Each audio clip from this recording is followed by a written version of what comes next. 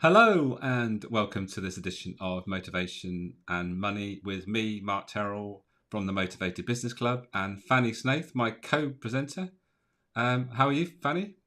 I'm feeling a bit blurry, but I'm very well. Yes, we've got some little technical issues going on where Fanny goes a bit blurry and then she comes Yeah, back crystal clear. So hopefully the technology won't let us down it'll work. today, but we're Mhm. all at the mercy of technology at all sorts of times in our lives, aren't we?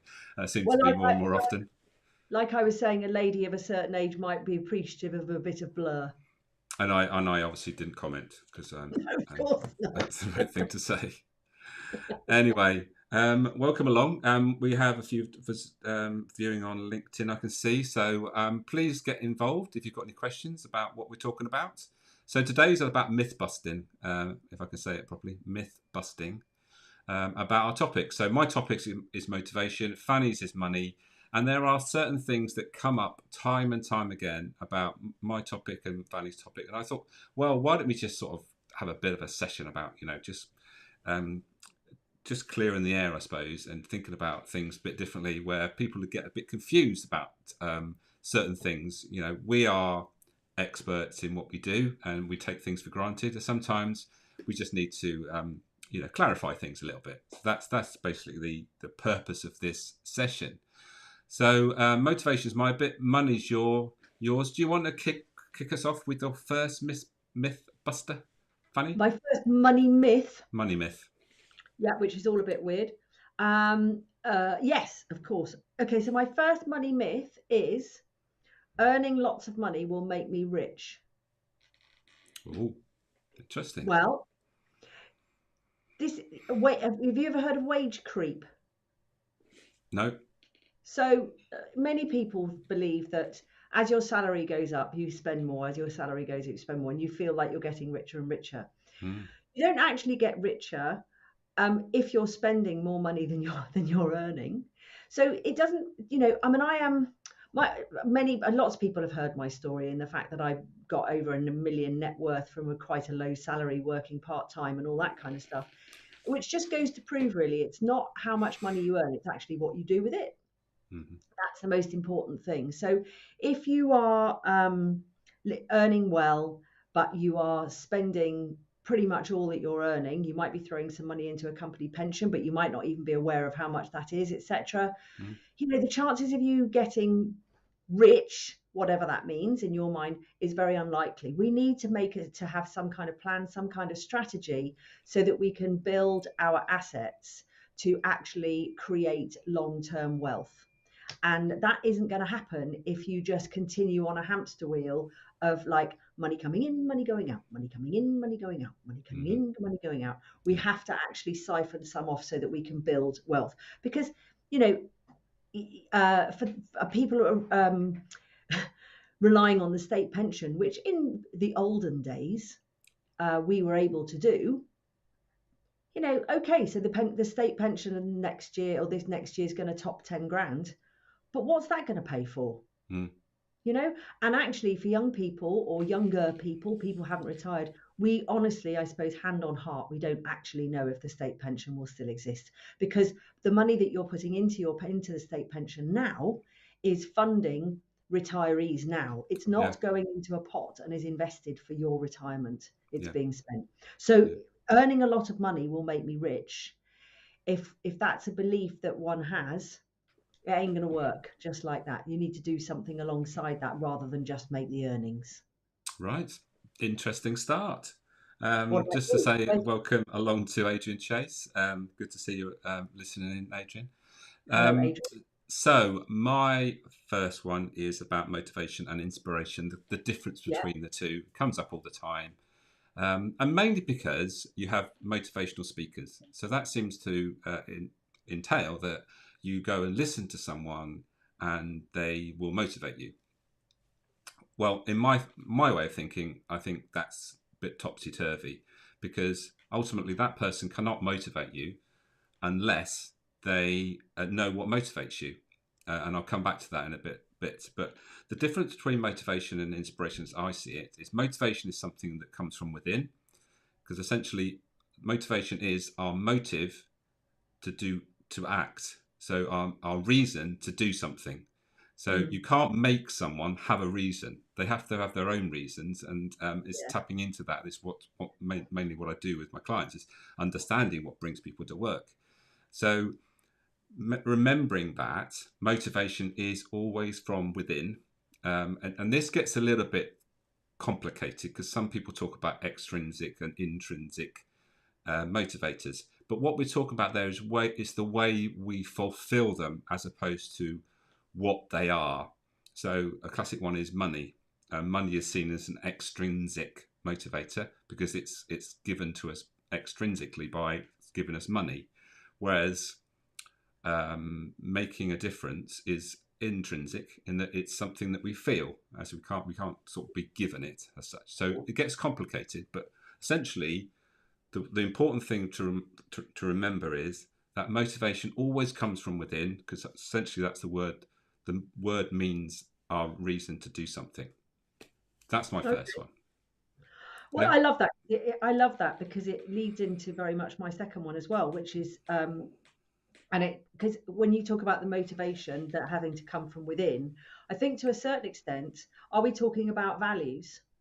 Mm-hmm. Yeah, very much so. So my second one is I don't have time to manage my money, Right. which is a myth because if you wanted, I was going to say, right, which is like coming into your world, if you wanted to, valued, etc., had the mindset, or it was really important to you, you would find time. So when you actually say, I don't have the time, Mm. and yet you're feeling that your financial life is not where it's supposed to be, or even maybe it is, everybody, it's a bit like saying, well, I don't have time to go to the toilet, so I'm just going to sit on my chair and wee. We have to make the time, don't we? Because if not, we get wet pants. Yes. You know, Is that a funnyism? Is it? yeah. Well, be careful with that. Yes. So if you find yourself saying, I don't have time to manage my money, it is a myth because you have the same time as everybody else. It would then be just, rather than just saying that phrase and leaving it at that, it would be a good idea to then change, look at your values and go, what is it that is more important to do with my time than managing my money? Right. And Adrian has just said that's why I've changed my title to fulfillment coach, which I think Yeah. is to do with what I'm saying now. But exactly, this is it, and it's about doing the things that are important to you. And if you don't think managing your money is important to you, especially if you're not happy with your financial situation, then we've got a mismatch. Yeah. There you Brilliant. go. Excellent. So on that theme of leading into one from the other, I'm going to sort Yep. of continue that theme in that motivation is something that you have to manage. And when I say manage, it's like your fitness, your health, with regards to looking after your fitness and your health. You can't just run a marathon once and say, now I'm fit. That's not the way it works. You have to have a consistency with regards to what you do. So with motivation, when you understand what really motivates you, you then can take conscious action to make sure those motivators are being met. Yep. And so, for instance, let's talk about making a difference. So, if you know that making a difference is a strong motivator for you, then the key thing to remember is that you need to seek good quality feedback to make sure that you feel it's a feeling. It's a feeling that you Ah, get from making a difference, isn't it? No one, and it's a very personal thing. So what you consider as making a difference and what I consider as making a difference might be completely different. But what we need to do is make sure that we're getting feedback in some form to make us feel that we're making a difference. So, in a workplace, if you're working for an organisation, it's very much about communication, being understanding from your line manager, telling you that, oh, because you did that yesterday, this happened, or this allowed this to happen, or those. So then that connects you to the outcome that you're allowing to happen. So that's yeah, connecting to you. You're feeling then you're making a difference because someone is telling you. So that's why yeah, feedback is so important to someone that yeah. is driven by making a difference. So motivation is about the same sort of principles. Looking after And your health, you've got to take action and do the things that are right for you. I think that's lovely. I think that's really good. And you know what I was going to say was I was going to say that I think that most people, be careful if I say that, but a lot of people, I think it would be really nice for us to think about giving good feedback more often without having to be asked. Yeah, Don't you absolutely. think? Yeah, I well, th- you know, Colleen is on on listening in. Great to yeah, and we've see got or hear Jonathan. that Colleen's. So, so Colleen knows all about this. The importance of giving, catching people do things right. Yeah, That's what our leadership program talks about. Understanding the importance of that, and you have to do it more often. Than you catch people doing things wrong. Otherwise, when you do catch people doing things wrong, they don't take you seriously after a while because they see you doing is catching you. You know, yeah, seeing the negative. So yeah, good quality, catching people doing things right is an essential leadership skill. yeah. No, I think that's really. I think that's a really good one. So, what was the actual point? What was the myth? It was yours, wasn't it? No, no, no. That one was yours about feedback. Oh, sorry. So understanding what motivates you and making sure that you get that feedback, that Right. is fulfilling your motivator. All right. Okay. Cool. Cool. Cool. Cool. Nice. I like it. So, my next one. Go for it. I've got talking about money is rude. Oh, okay. Well, people are still uncomfortable to talk about money. It's still called the last taboo, or, well, it's not quite the last taboo. I think there's another taboo, which is people who are ginger. And I say that because my daughter's ginger. But talking about money, I think, is still considered, on the whole, to Mm, be not very good.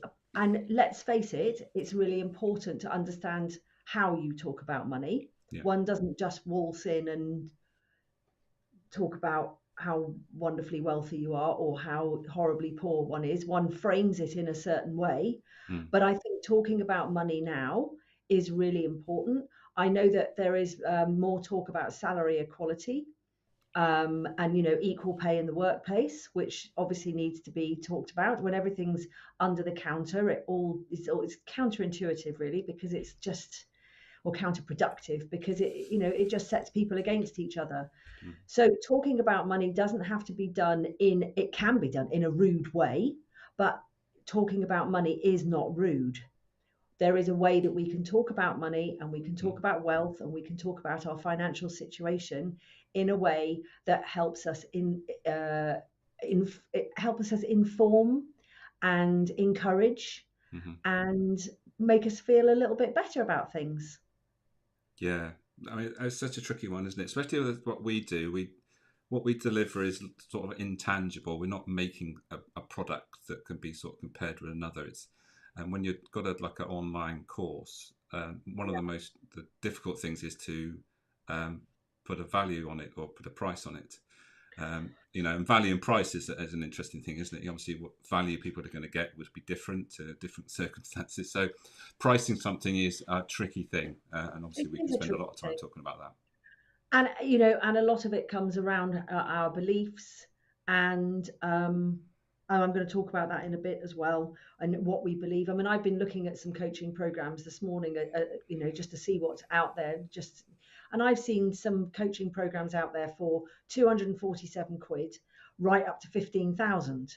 Mm, And what was really interesting for me when you look at both those programs is that I'm sure that both of them deliver value, but it's our beliefs around it, which is going to govern what we choose.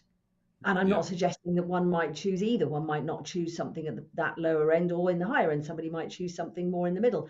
But I think that when it comes to talking about your prices, which can be difficult for some, Mm, it's about having that comfort point within the self. yeah. And there's a really easy way to test it when you're talking about pricing, in the fact that you can go, okay, so how much are you going to charge for your product? You're going to charge £1,000, and you go, oh no, that's too cheap. 1,200, no, that's too cheap. And you keep rising the price until all of a sudden you start feeling a bit uncomfortable about it, and then you can use that as your benchmark. Mm, yeah. It's interesting, isn't it? Same with sort of leadership programs. Yeah, that I Yeah, deliver. There's like 10, 15,000 pound courses that and then there's courses that are a few hundred quid. I mean, what is the difference? Is a £15,000 course? Is it what would it be, 75 times more better than a £200 course. Who Exactly. knows? Who knows? And that would be a personal thing as well. Whether you know, Nice whether you, maths then, Mark. I've always been quite good at sort of that. It's I use a one of those calculator. natural things. Was that right? 75. I don't know. What, Yeah. 250 times 75? Well, No, 200. 18,750 is. Okay. Anyway, Anyway, roughly. I think I said 200. So that's five. There's five of those in 1,000, and I thought, well, 15. 5 times 15 is 75. I'll come to Anyway. you with maths problems. Yeah. So, what's your next one? My interest. So it's on a bit of a theme here. My next one is about you can't motivate people. You can only create the right environment to motivate someone. So it's linked to what I've already talked about. But if you are in a position that you are leading a team and you think about how am I going to motivate my team, the first thing you've got to think about is you've got to be the most motivated person. Because if you're leading a team, that has to be the case. If you're not the most motivated person, then straight away you're not in the greatest place to motivate your team, because you ultimately it's about energy. Motivation is about energy, and it's a transfer of energy. I think it's interesting when people talk about every sale is a transfer of energy. So if the energy isn't right, then the sale won't happen. So it's a similar in that if you've got a team that you're leading, you've got to create the right environment for them to be motivated. That's your role that you need to take responsibility for. It's not taking responsibility for motivating your team. It's about understanding your role.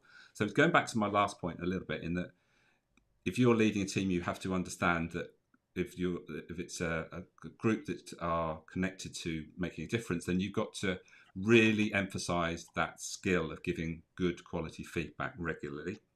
Mm-hmm.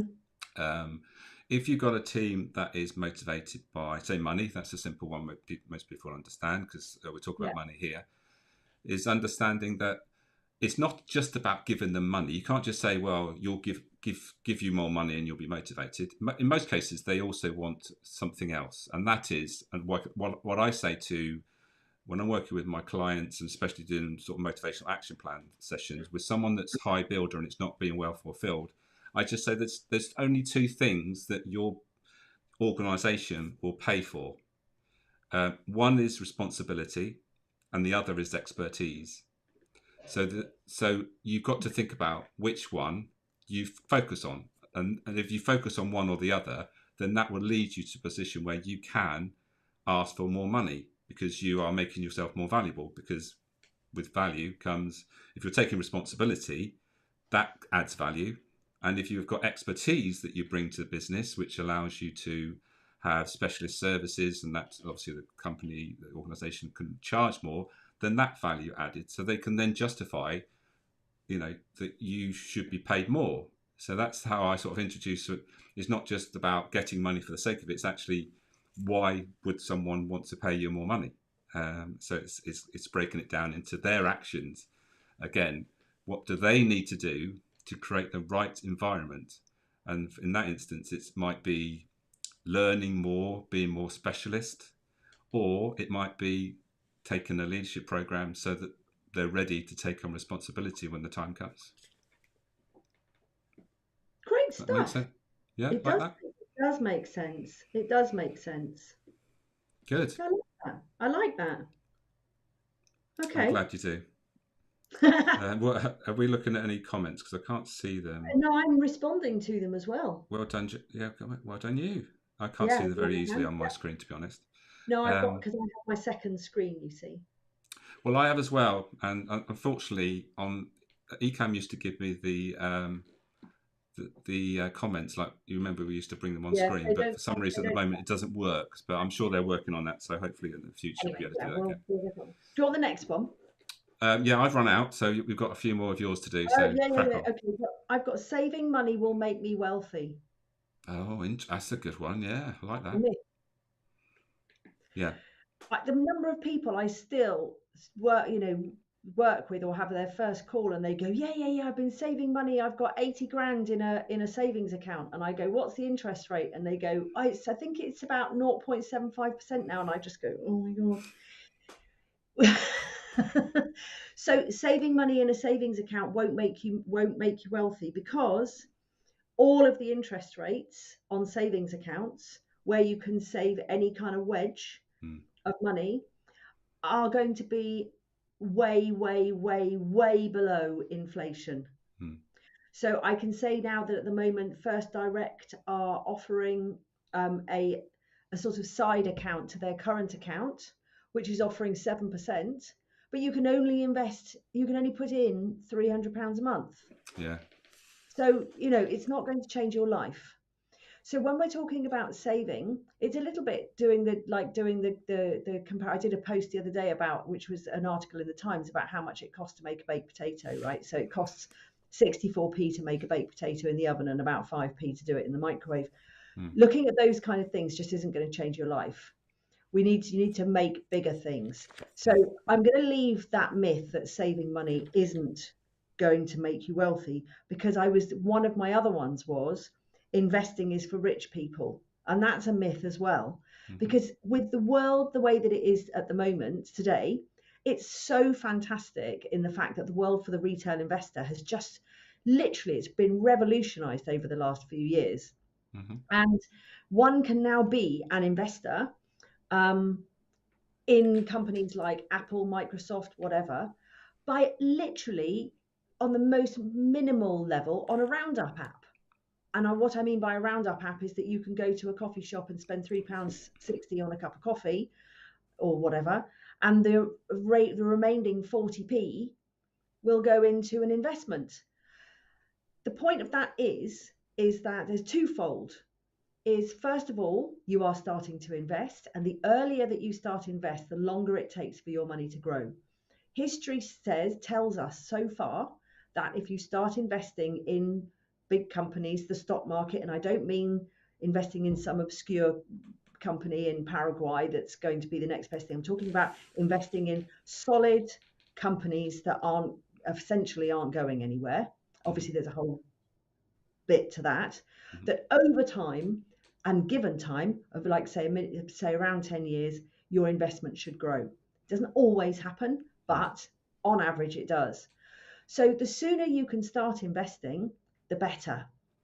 And saving it in a bank is not going to give you the returns, or a building society is not going to give you the returns at the moment that is going to help you to get wealthy. I mean, when I first moved down to Cheltenham in 2004, interest rates for my savings were at 9%. Mm. Now that changes the situation, right? Mm. Because it's obviously, it's still not quite as much of it as inflation, but it's pretty damn close to inflation now. Inflation was much less than that then, so it was a different story. But if you are just a firm believer that saving money will make you wealthy, it's not going to do that. You want to get your money working for you. Yeah. And that, then I got time for one more, which is my Yeah. last one. I will always be broke. Right. A lot of people think this. And my first response to that is, if that's what you believe, then that's very likely what will happen. Because where we focus our attention Mm. generally is what we get. Yeah. So we need to be very careful what we believe and what we tell ourselves.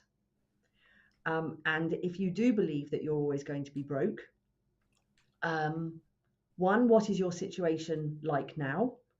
And two, maybe it would be a good idea to go and talk to a money coach. It doesn't have to be Mm. me, but just go and talk to a money coach, Mm. because that belief is not very healthy. A bit like saying that you're stupid, useless, I'm always late, Mm. I always mess things up.